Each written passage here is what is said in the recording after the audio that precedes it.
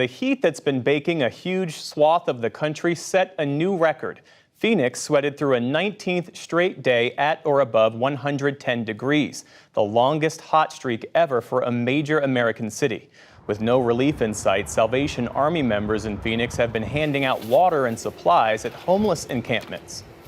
People out here are struggling, and it's important for the Salvation Army to continue to provide this service because it's life-saving. Some ice-cold water, a hat, some sunscreen, anything like that is a lifeline for people in need.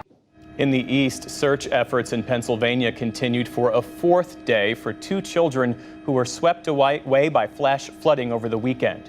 Meantime, severe heat gripped southern and eastern Europe for another day. Tourists in Italy and Spain braved the blistering temperatures with water and fans. A UN weather agency warned temperatures could hit a record 120 degrees in the days ahead. And in China, readings topped 95 degrees in Beijing again today. That's happened 27 days this year. In Greece, wildfires intensified overnight after forcing thousands of people to flee on Monday.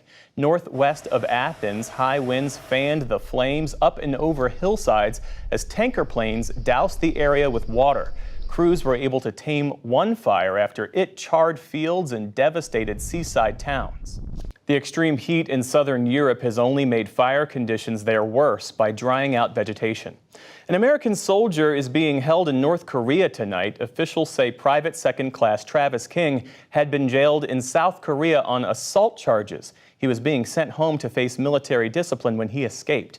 From there, King made it to Panmunjom, the truce village in the demilitarized zone between the Koreas. He joined a tour group, then ran across the border. So far, North Korea has been silent on the incident. Israelis stepped up their protests today against taking power away from the nation's courts. Thousands turned up for a so-called day of disruption. They blocked traffic and set off smoke bombs outside the Tel Aviv Stock Exchange. The bill is slated for a final vote in Israel's parliament next week. Amid that unrest, Israel's figurehead president, Isaac Herzog, assured President Biden that Israeli democracy is strong. The two met at the White House and discussed the judicial overhaul plan and more. President Biden said America's friendship with Israel is, quote, simply unbreakable.